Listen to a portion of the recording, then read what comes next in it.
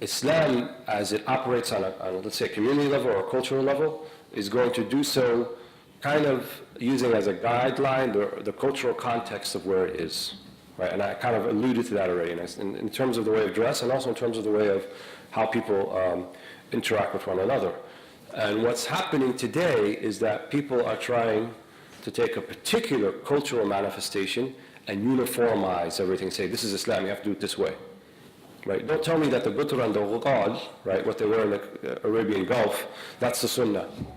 You are a complete imbecile. You have no idea about the Sunnah because they didn't have what was the camel tie. That's what the Uqal is, Uqal, right, min al-aql. So it's a thing that ties the camel. And this is what they wear in the Arabian Gulf, in places like Saudi Arabia and in the Emirates and Qatar and so forth. That was their particular cultural manifestation. Where we have young youth running around wearing this thing and they're telling me that's the Sunnah. Why is that the Sunnah? Because your teachers that you supposedly learn from, they tell you that's the Sunnah, but that's not the Sunnah, right? Prior to, the kind of spread of this type of da'wah all throughout the world, nobody thought that. Nobody dressed like that, right? In fact, if you read the sources, read the Shama'il, it talks about how the Prophet's turban was 7 arms length and how he would tie it. That does not sound like, the taylasa, the cap and the qutr and all that. Even this type of hat, right, which you can find in maybe like Tunis or in Libya or in Morocco, that was something already there in the culture, right?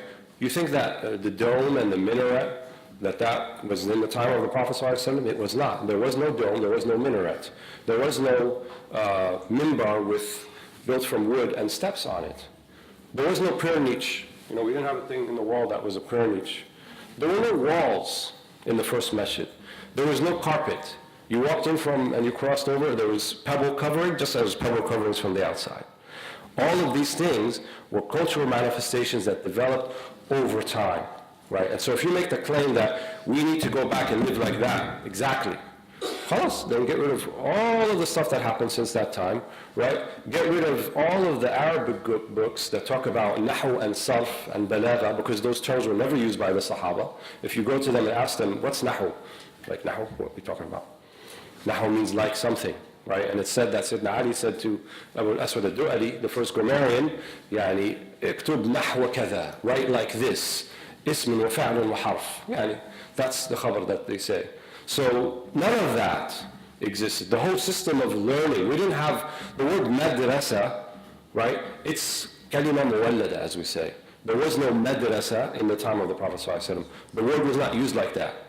You will not find anywhere in the seerah madrasa. It's not there, right?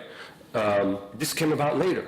The idea of having a special institute separate from halaq al-masajid, from the circles in the mosque, to later do those things, that came about later. Why did it come about? Because there was a need. Societies develop over time. Things grow, right? The Medinian society, the reason that it's an exemplar is because of the prophetic way, not the particular local circumstances that there were, right? Even with the Shama'il, right? When people asked the people who were close to the Prophet, It-Tabi'een, right? And they'd say, what did the Prophet, what did he eat? How was his food? They said, and they would tell them, you will not be able to eat the food that he ate, right? He used to have al-khubz al-ghayr mankhul, right? And nakhl, which is to sift the chaff from the wheat, and then you have a softer bread. That technology was not around during the time of the Prophet ﷺ. And it was a generation later that they started to eat that, right? When Islam spread to Faris, to Persia, and people ate on tables. That was new. You didn't have tables before. People ate in individualized plates. That wasn't there before either, right? People used to eat from big communal plates, right? And everyone would be in a circle around. So when you read about the hadith about adab al-ta'am, right? لا يجول يدك إلا فيما أمامك, right? That your hand shouldn't move around. What is that? You might read that and say, well, it's my plate. What do you mean? You don't understand the context of that. The context of that, it was a communal plate. There was like 6, 7 other people sitting with you.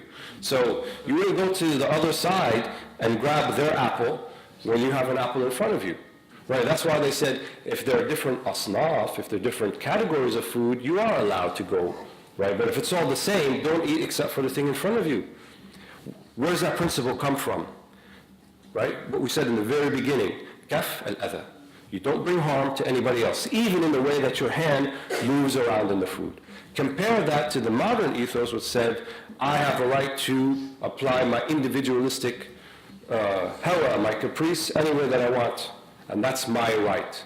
If you want to argue with me from that particular perspective, I can't argue with you, because I don't believe, as a Muslim, that that's why we're here, that we're here to exercise our own individual rights in every single thing we do, and it doesn't matter what everybody else thinks.